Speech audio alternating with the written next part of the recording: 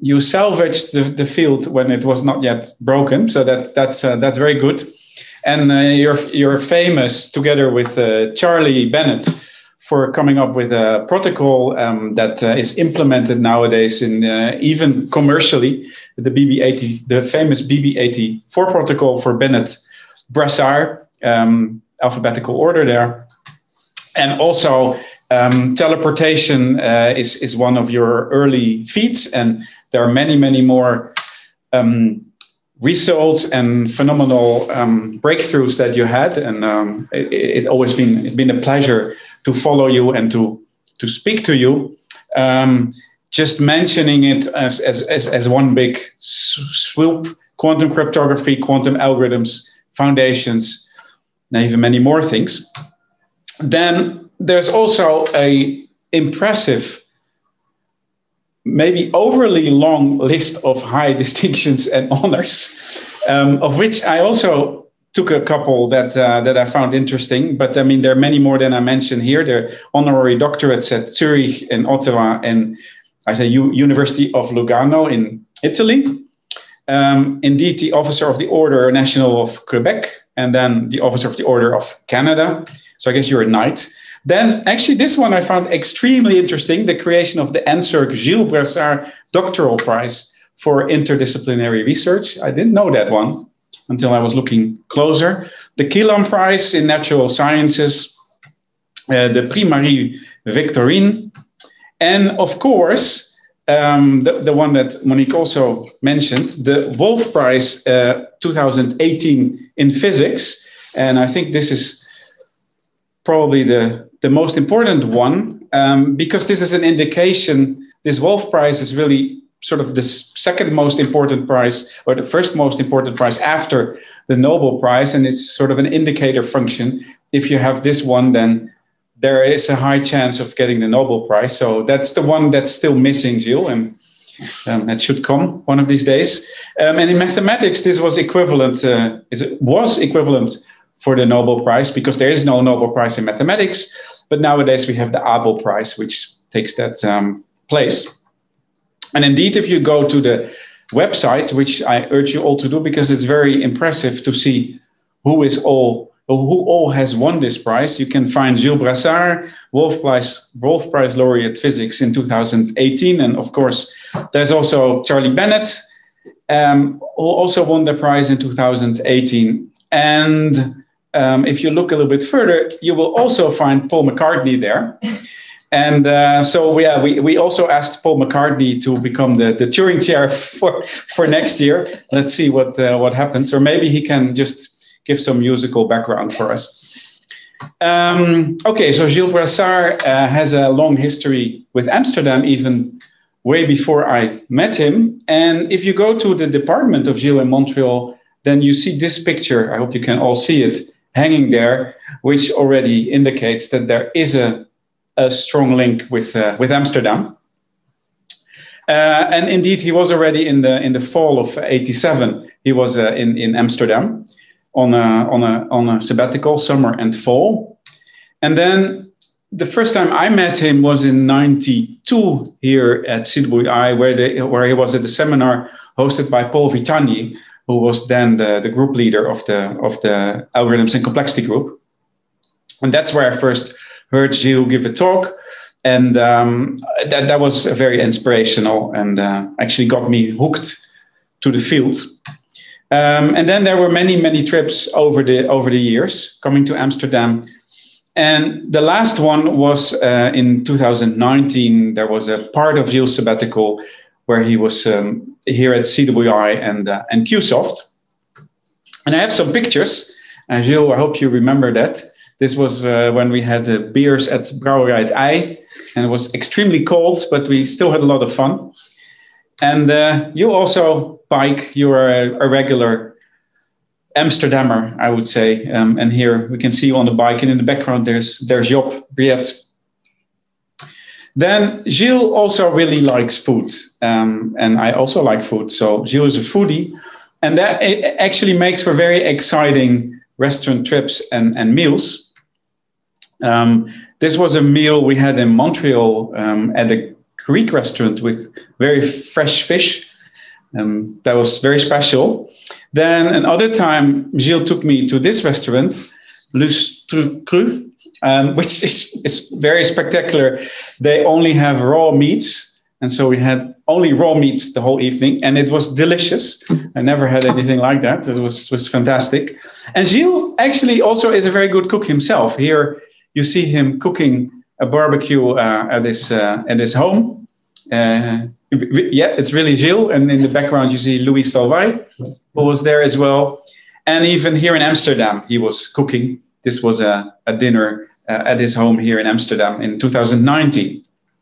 Thank you, Gilles, for all that. That's a pleasure. And I actually hope to get many more of this in the future when it's possible again. And then, of course, Gilles has a very special connection with Qsoft. And he's always been a very strong supporter of Qsoft in word and deed.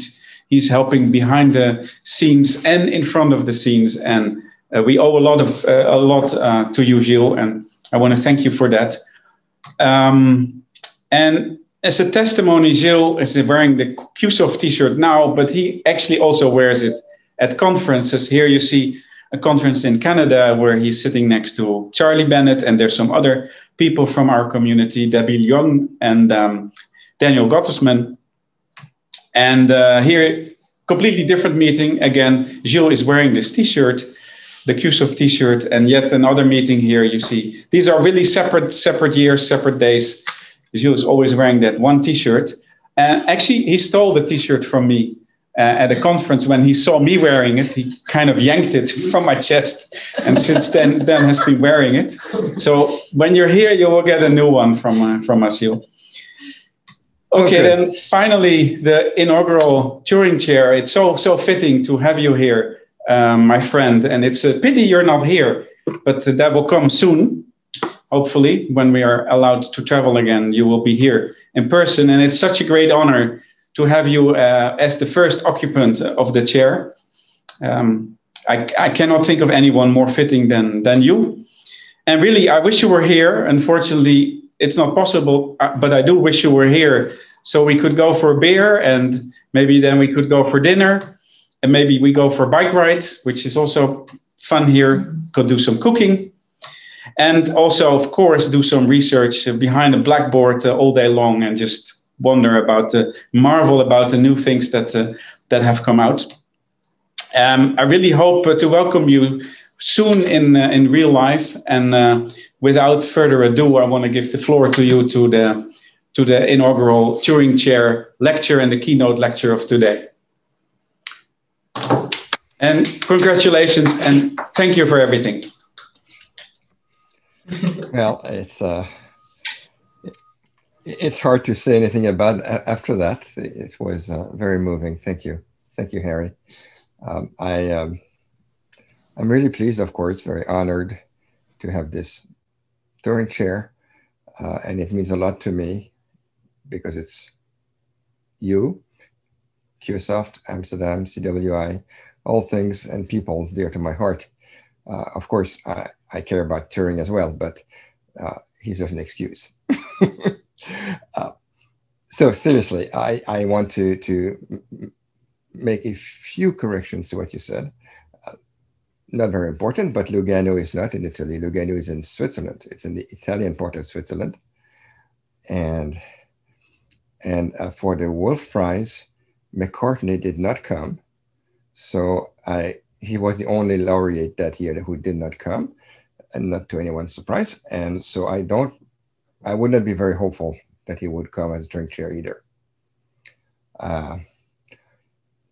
This raw food restaurant, Le Cru, that you mentioned, you said it only has raw meat. It also has raw seafood and raw fish and that kind of stuff. So maybe in Dutch, you use the word meat for that as well. I don't know that.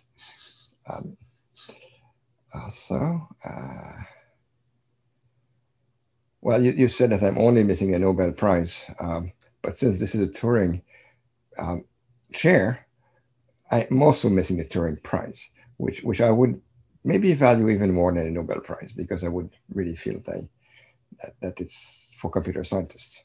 But maybe someday. All right, let's start with my talk. And thanks also for finding these pictures of me wearing the t-shirt, because I wanted to show dozens of them in this talk. And I found only one, which you will see. But the one I found is by far the most appropriate possible for a Turing chair. All right, so let me share my screen. Oh yeah, I also want to reassure everyone, after yanking the t-shirt off your chest, I washed it before wearing it. And I'm looking forward to getting a new one, because this one starts as sort of old now, but very much appreciated. I wear it. It's probably my, I think it's my favorite t-shirt, actually. I wear it as often as I can. Good. So let's start the talk. So I'll share my screen. All right. So my talk.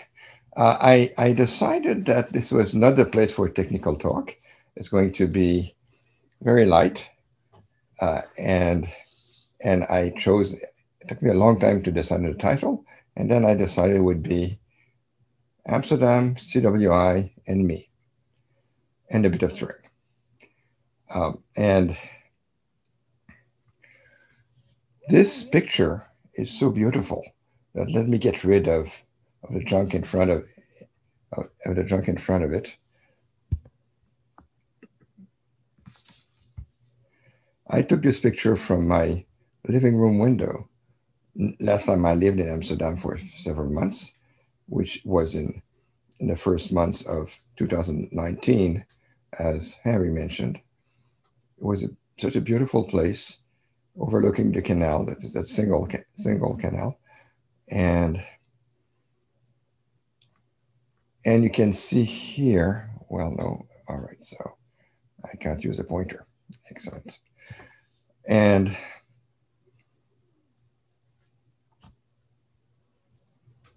in fact, what I want to talk about, well, also in Amsterdam, on that last trip of several months, I was so happy to have, yeah, this was, as I said, early 2019.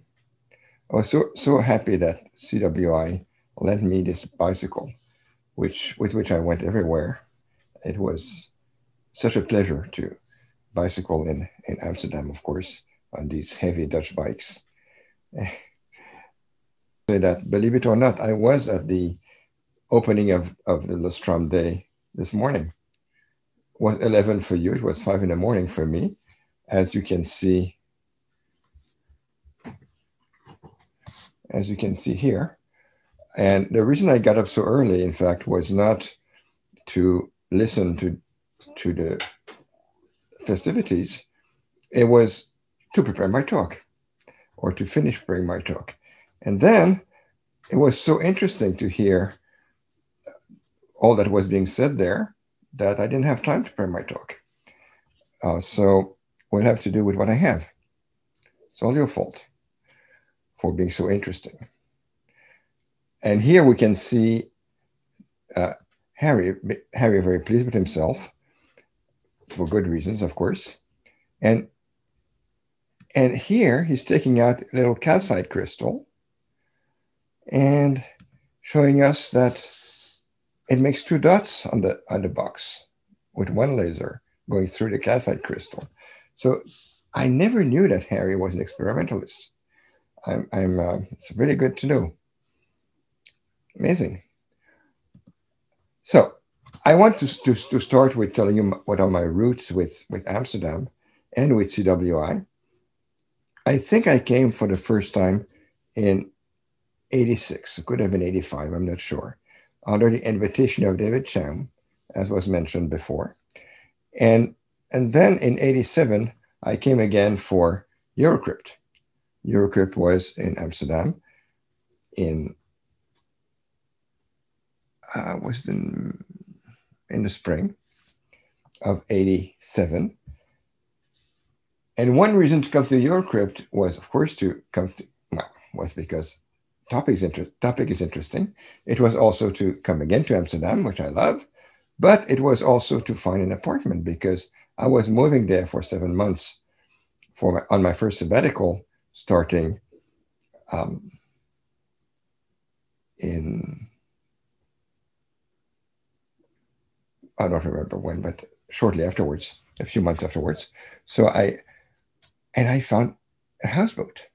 So I lived on a houseboat for 7 months on my first long stay in Amsterdam. It was absolutely wonderful. I was across the canal from Heineken. At the time, it was a real brewery. It was not a museum then. So that when the winds were in the wrong direction, it was smelling, you can imagine what, in the houseboat. But other than that, it was a very, very pleasant experience. So again, my first contact in Amsterdam, which also was my first contact with CWI, was with David Chaum. And I almost came back full circle because, oh, sorry. And in particular, we wrote this paper with Claude Crépeau. We wrote this paper, which came out in CWI Quarterly, Volume 1, Number 1, Page 3.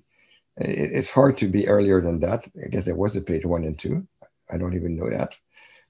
So we were at the very beginning of this CWI Quarterly. I'm very proud of that. Of course, I don't think it exists anymore, but that was nice. And as I said, almost came full circle because my last visit to Amsterdam until now, of course, there will be many more, but until now, my last visit was because the same David Chaum, who invited me the first time, became a Dijkstra Fellow together with Mr. Python. And there he talked about our freedom. Very inspiring talk by David Chaum. That's him at dinner, very pleased with himself, rightly so. So that was my last visit to Amsterdam until now. But now let me tell you, let me tell you about when and how I met Harry. Well, Harry just told you that first time we met was in 1992 at a seminar organized by Paul Vitani at CWI.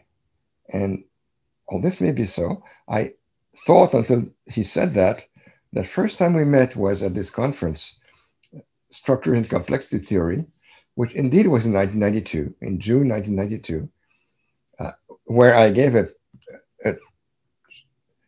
a talk on this quantum challenge to structural complexity theory, which is a talk in which I gave an oracle result according to which quantum computers would be provably faster than classical computers. I think it was the first time this was done.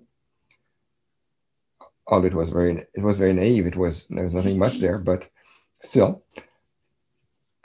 And I believe Harry told me much, much later that he was there and that this talk was in fact what inspired him to get into quantum information. But now he told us this morning, no, it was a talk I gave in CWI, seminar by Paul Vitani, the same year, 1992. So I don't know anymore, but we agree on 1992. This is a picture of Harry, much, much later, of course, than 92. I believe that this picture was taken when he came to my 60th birthday party, which was about 6 months after my actual birthday. But there was this birthday party organized in Montreal, and Harry was one of the guests of honor to partake with me. And I believe this picture was taken on that occasion. I'm sure this one was. When Harry gave a talk in which he demonstrated the garden hose complexity theory. You have Louis Salvaille there, ready to squirt water. See this water bottle there? He's about to squirt water in the apparatus that Harry has put together. And depending on where the water comes out, it means 0 or 1. And Harry made this live demonstration in Montreal on the occasion of my birthday party, and then gave me the device. So I have this thing. And he also made a nano version just for me. Very, very moving. Great talk, Harry, it was, as all of your talks. This is Harry again, a couple of years earlier. This is in Barbados. In fact, the main place where we meet every year, or almost every year, is in Barbados. There is this research institute owned by McGill University, where every year we have a wonderful seminar. It really is 15 hours of lectures. And it's absolutely wonderful. And I go most years, and Harry goes most year. So that's where we meet most often when we don't meet in Amsterdam or somewhere else. We also meet in various other occasions. So here Harry is starting to have maybe, and there's Frédéric Dupuis in the background. I think that Harry at this point is having a bit too many beers, because the next picture, he's really in trouble. And a couple of years later, this is again in Barbados, but now in the ocean. Of course, it's not me next to him, since I was on shore to take the picture. This is only to show you that we also work in Barbados. This is in the Seaborn House in Barbados, again on the occasion of one of these annual meetings.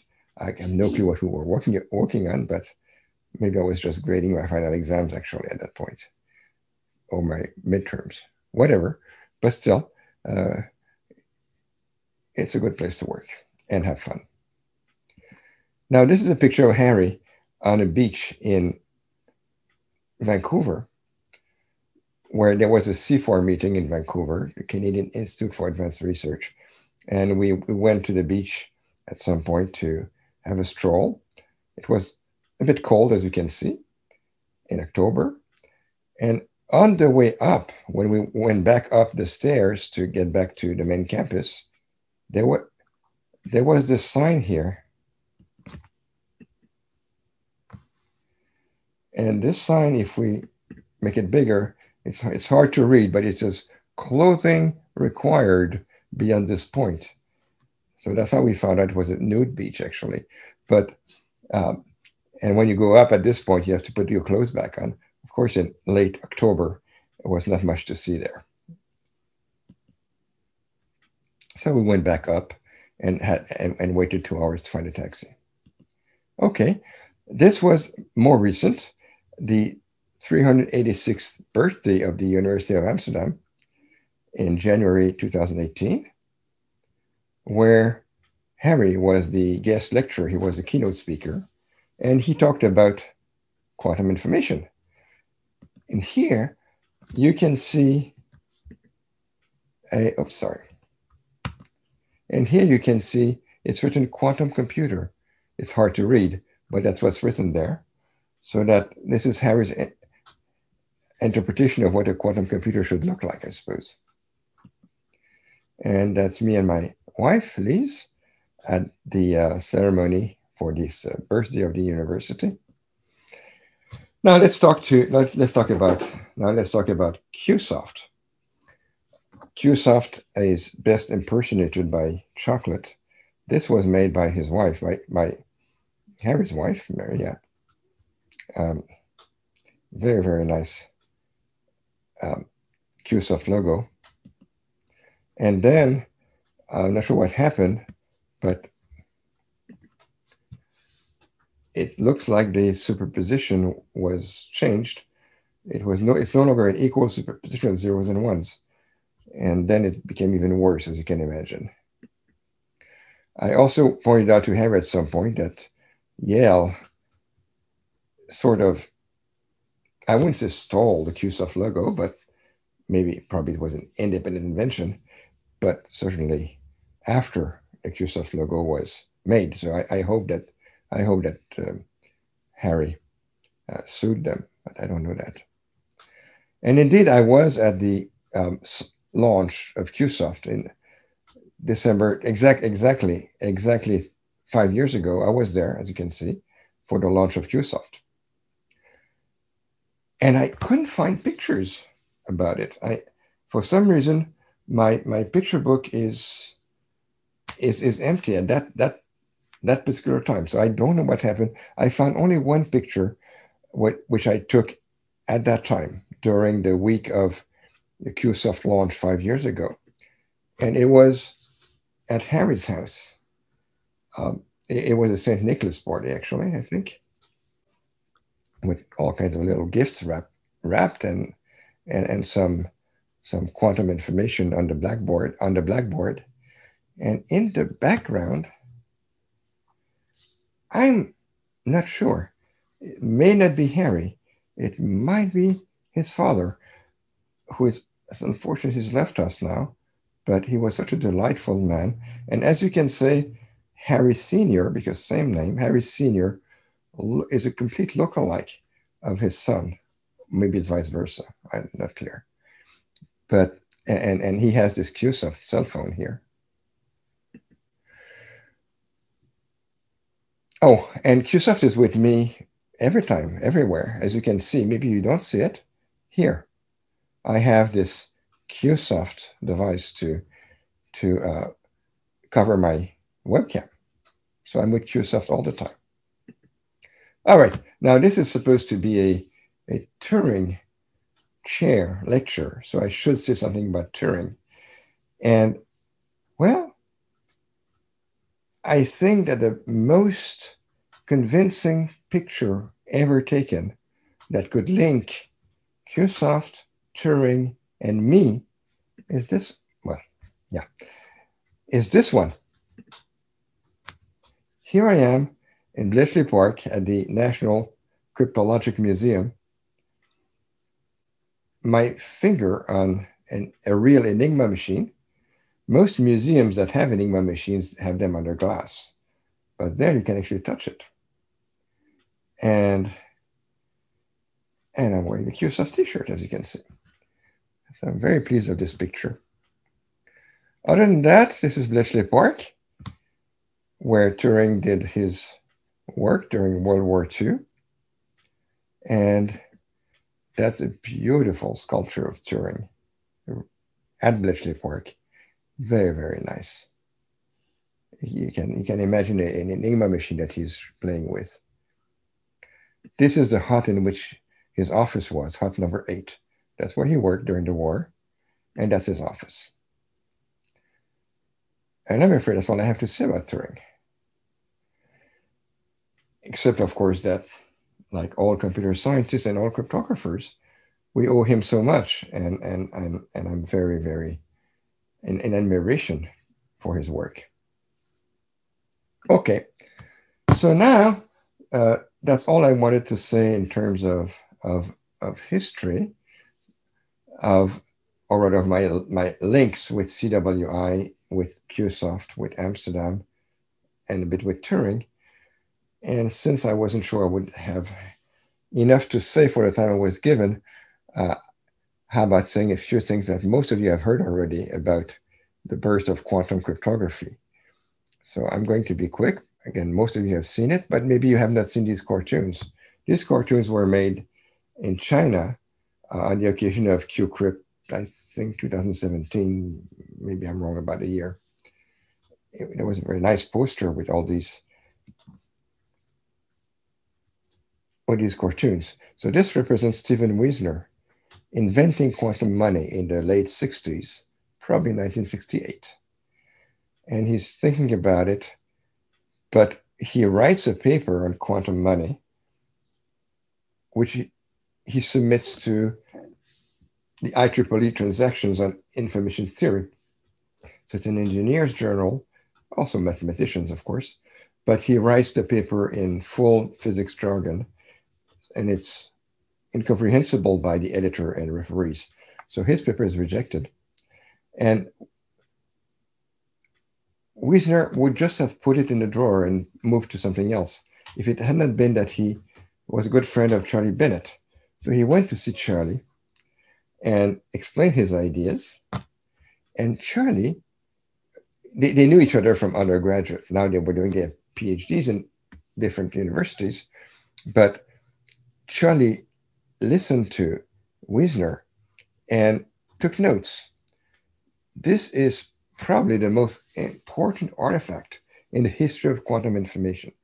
It's one page of notes that Charlie Bennett took on 24th of February, 1970. As you know, Americans write the dates backwards, or in a funny way. So it's the 24th of February, 1970, page 1, in which he wrote quantum information theory underlined. And this is probably the first time these three words were written together. And he explains the conversation he had with Steve Wisner, who told him about his ideas. And then I should not have shown this yet. And then nothing much happened, because Charlie understood it was important, whereas Wisner had moved on to something else. And Charlie kept talking about it to random strangers. And for about almost 10 years, nothing happened until I was minding my own business at the beach in Puerto Rico, San Juan. I was not on a rubber duck, I was actually swimming. And if you wonder why I have such a beard, it's because I actually looked like this at the time. So it's pretty good drawing, actually. And there I was, swimming, and when a complete stranger swam up to me, Charlie Bennett, of course, and told me that he knew how to use quantum theory to make unforgeable banknotes, which is sort of an unexpected occurrence. And that changed my life. This is how I met Charlie. This is how we started working together. By the time we had swum back ashore, we had our first paper written, at least in our heads, which was a way to make Wisner's money more reasonable. So it looked like Wisner's money looks like this. There's no point explaining it. There was two major defects. One was that it's completely unrealistic, at least with 1979 or 1968 technology. But the other problem is that it could not be verified by anyone except the bank that created it. So you could not spend it anyway. All you could do is withdraw from your bank account, run around town, go back to the bank, because only the bank that issued it can verify validity and put it back in your account. And you better run around town no more than 1 millisecond so that it doesn't decay. So it was totally impractical. And I found a way while we were, I think it was already when we were in the ocean, to make it verifiable by anyone. And still only the bank could create it. Something funny along the way is that I turned Wisner's idea, which was unconditionally secure, into a banknote that was only computationally secure, whereas the rest of my career has been to make quantum cryptography unconditionally secure. And then that was our first paper, which came out in 1982. So see, this happened in 1979 in the ocean. It took us 3 years to actually decide to write a paper about it because we didn't take it very seriously. And this was the first paper called Quantum Cryptography in the proceedings of Crypto 82. By the way, the crypto conference, Crypto 82, was edited by David Cham, the same David Cham who invited me to Amsterdam a few years later.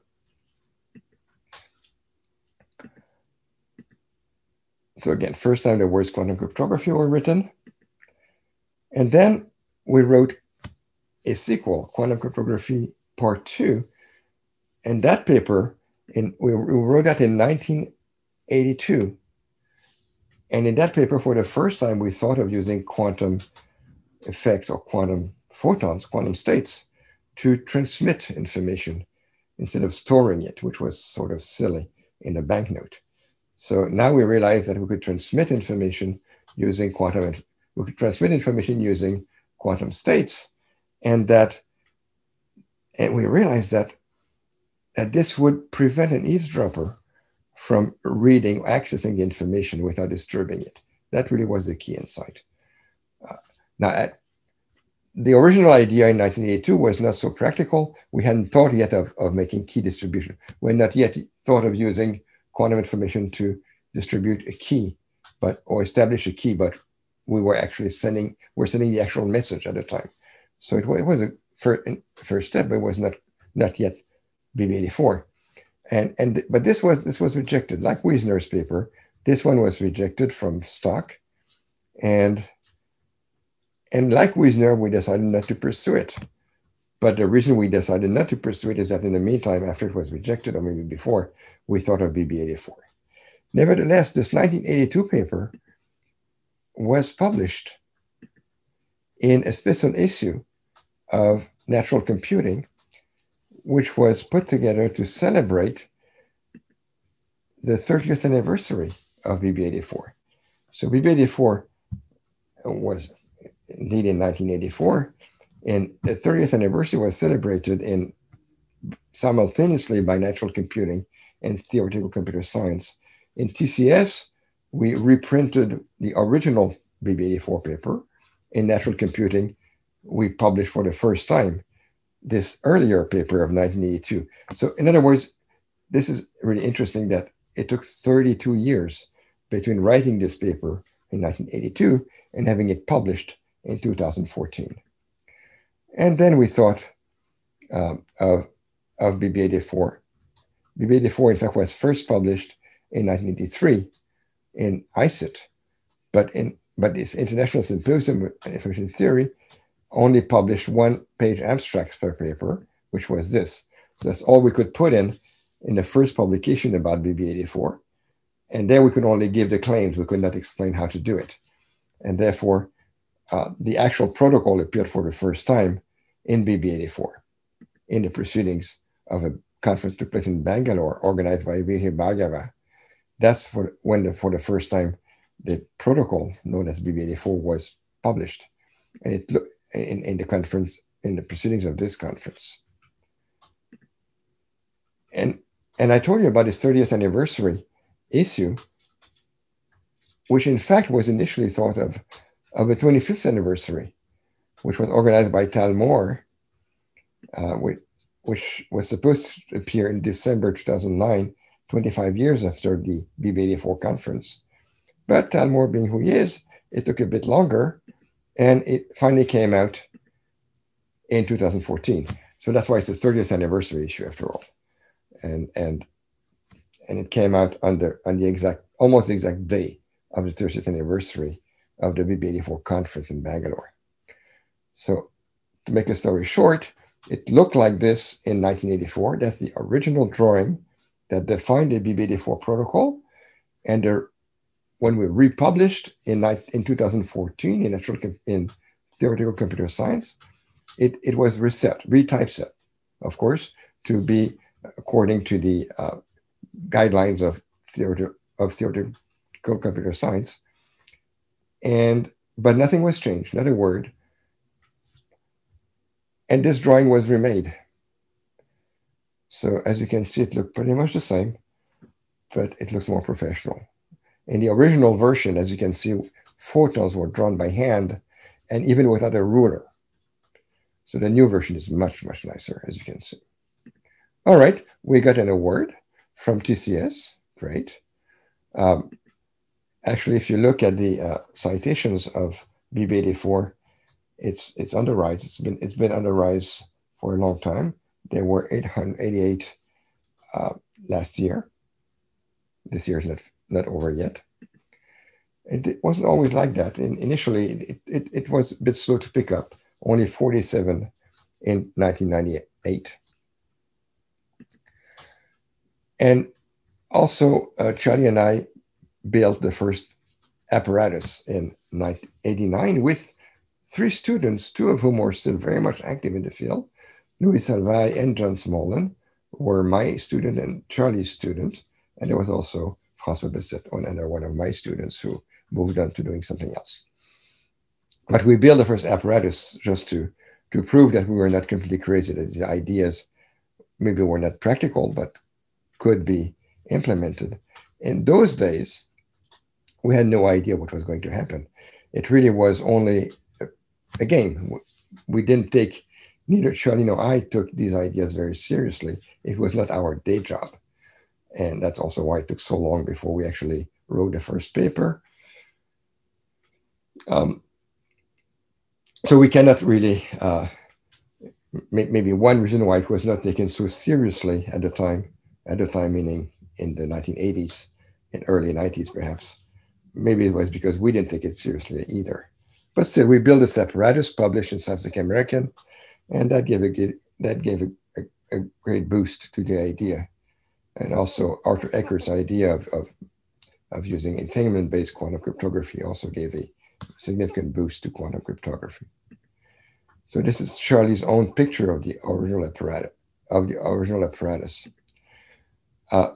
What we certainly could not predict is this. If we can believe inside quantum technology, they seem to be respectable people. If we can believe them, there's a revenue for quantum, just only quantum key distribution. It's not quantum information, quantum computing, it's not even quantum cryptography in general. Just for quantum key distribution, they expect that they will reach revenues of almost $850 million within a few years by 2025. But if you look at the chart tells you that they expect in 2029, it's less than 10 years from now, they expect a $4 billion revenue in 2029 for quantum key distribution. Of course, neither Charlie nor I took a patent on that. Okay. I think I'll stop here. This is the complete cartoon, which you will be able to look at to your leisure when you watch the recording. And I'm going to end with my favorite cartoon. All right. Thanks for listening. I'll stop here and take questions. Thank you. Thank you, Gilles, very much. Yes. I'm very moved by all the pictures. It should have been a talk about you, not about me. Well, it's a talk about me with Qsoft. And me with Qsoft makes no sense without you. But it brought back very good memories, and also it was great to see my father there. He would have loved this. I think he would have said, such a wonderful man. I love him so much. He would have. I'm almost sure he would have said, "I'm as happy as a pig in shit," and he's very proud of me for saying that now. And was it him or you in the picture at your house? Yeah, it was him. It was my father. It was him. Okay. Yeah, it was him. Not only you look the same, but you have the same beard. Yeah, it's scary how much we look alike, indeed. Yes. And I would, so thank you very much for your wonderful talk and for everything. Maybe there are some questions out there for you. Yeah, of course. If somebody wants to ask a question, then now's the time. People are afraid. I don't bite. Not on Zoom, at least. I have questions. I have many questions. But, I have some general questions to quantum computing, not Qsoft particularly. But I'm not sure whether that is... we can't hear you much. I can't hear that. Can you hear me now? It's a bit better. Yeah. Okay, I'm saying that I have some general question about quantum computing, not Qsoft particularly, but not sure whether that is fine or not. Of course. That depends on the question. Oh. Go ahead. Let me try. Go ahead.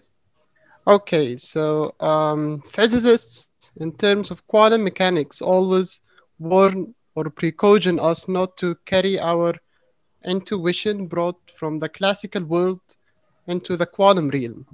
But for me, it seems that many results in computational complexity theory or even quantum information theory were captured from its classical counterparts. So somehow the intuition from classical theories were carried to the quantum ones. Even the proof techniques, they seem similar. So I'm wondering whether anyone could clarify this to me. So the question is, if physicists warn us not to carry our intuition from the classical world,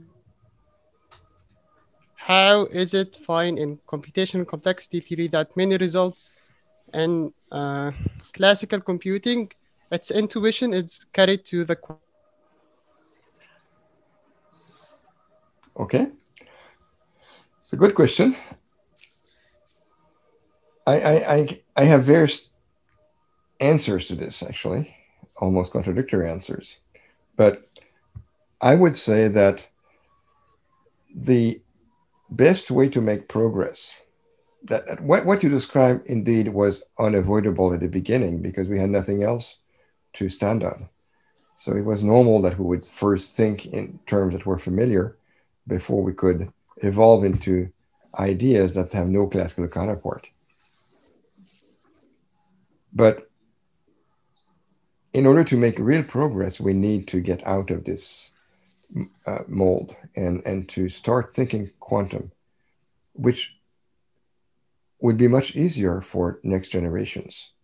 So young students who are brought up in the quantum world, for them it would be much more natural and much easier to think quantum instead of older people like me who were raised as a classical computer scientist and then had to struggle their way to making something quantum out of it. Feynman is famous, of course, for having said that nobody understands quantum theory. I disagree with him. I think quantum theory can be understood if it's looked at in the proper manner. There's no mystery at all. It's very, very simple, very clear. Even entanglement can be explained in a way that's very simple and requires no non-locality. So I don't believe in non-locality. I believe that the world is local.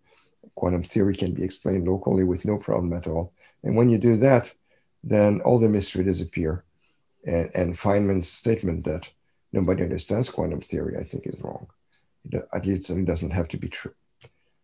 But Feynman said something else, which is less known, which is that I think it's a very, very old memory that I read that in his Surely You're Joking, Mr. Feynman book, in which he said that he was one of the first physicists to be raised quantum, whereas all the predecessors like Bohr, Einstein, Bohr, Heisenberg, Schrödinger, all these people were raised classical and then had to struggle their way through quantum, whereas Feynman was quantum from the start. And that's what allowed him to make leaps and bounds in physics. So in the same way, I think that to make leaps and bounds in computer science, quantum computer science, it's important to start thinking quantum. And not it's like when you learn a new language. As long as you think of your mother tongue and translate when you speak, it's not so good. Once you start being able to think in the foreign language, you become much more fluent. And the same thing will happen with quantum, and has happened probably already with some of the younger people. So you are suggesting the current direction of the community should not unlock quantum computing's full potential? Quantum computing should not have the full attention. If that's what you said, I agree. Quantum information is much, much more rich than just quantum computing. Quantum computing is interesting and will have an impact.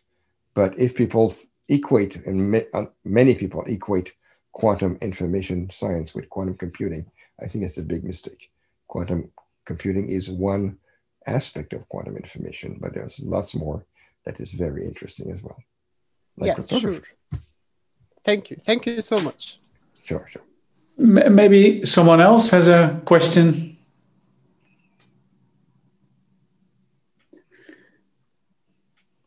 Maybe I have one. I mean, you have this Scientific American paper with Charlie Bennett and Louis Salvay, John Smolin, and someone I don't know, Bassett, I think.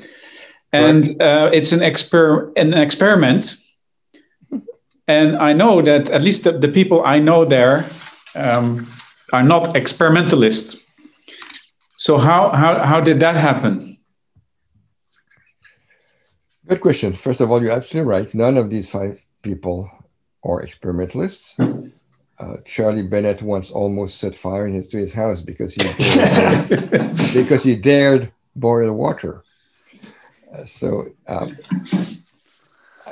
Most of the thing was put together by John Smolin, but he's not an experimentalist at all either. My 2 students were more involved in the software part of it, how to drive the apparatus. Shirley and I to the design in general. But how did it happen? It's simply because at that time, our ideas of quantum cryptography were not taken seriously at all. It was, well, most people would either ignore it or dismiss it. And we thought that it would be nice to prove them as a proof of principle that it could be done, even though we had no skills. So we did. It was a challenge. And it worked. In fact, it worked to the day. The first time that we established a secret key with this apparatus in 1989 was to the day 10 years after I met Charlie in the ocean. And then, as most people know, this original apparatus was not at all serious. Of course, the distance was only 32 centimeters, but in addition, the biggest part of the apparatus was the power supplies, because in those days, to turn photon polarization, we needed Pocal cells, which is Wollaston prisms. Sorry, yes, Wollaston prisms. Whatever. We need some kind of device that you have to put high voltage on it, so that it shrinks a little and turns polarization. And this worked at 1,000 volt range. So the biggest piece of the apparatus was the power supplies. And power supplies make noise, as you know, for high voltage. So you could actually hear the photons zip by. And because it takes different amount of voltage to turn by 45 versus 90 degrees. You had side channel. Zeros and ones did not make the same noise. So you could actually hear the bits going through. And it was provably secure only against a deaf eavesdropper. But the funny thing is that this was taken seriously. All our beautiful theory was ignored, whereas this apparatus, which was totally not serious, and not secure in any way, that was taken seriously. It allowed us to publish in Scientific American, and it picked up from there. So I'm glad we did it, but of course, real progress had to be made by real experimentalists, of which there were several early figures like Tipster and Townsend in England, and Richard Hughes in the United States, and then Nicolas Gilles in Geneva, who was really one of the prime movers of experimental field. Thanks to Nicolas, we have idée quantique, and quantum cryptography is now a real business. Yeah. And there's no way. Yeah. So thanks a lot, Gilles. Sure. Well, I guess then I'll gonna close this session by, well, big round of applause for Gilles. Thank you, everyone. And then before you all go, we had this fantastic meeting this morning, of which Gilles saw most of it early at 5 a.m. And we had an artist there, which you may have seen as well, who was making a big drawing of what was happening, which was fantastic. But in addition to making a drawing of what was happening, he also made drawings of some of the key figures, and in particular also one of you, Gilles, which is here for you to get when you're here. And you can see it now coming into view, which has you and the Qsoft t-shirt, and it's really very nice, and it's here for you to pick up when you come. It's very nice. There's a scan. And there's a scan, so we can send a copy at least to you. Thank you. Anyhow, thank you very much, Gilles. And yeah, and so next week we will have the Science Week with other fantastic talks by Ignacio Sirac, Dorita Harenhoff, Joris van Hoboken, Ronald Kramer, and Florian Schreck. Please register on the website, qsoft.org/lustrum. And hope to see you all there. And thank you for coming. And Gilles, hope to see you very, very soon. Take care. Thanks a lot. Bye-bye. Thanks for all. Bye-bye.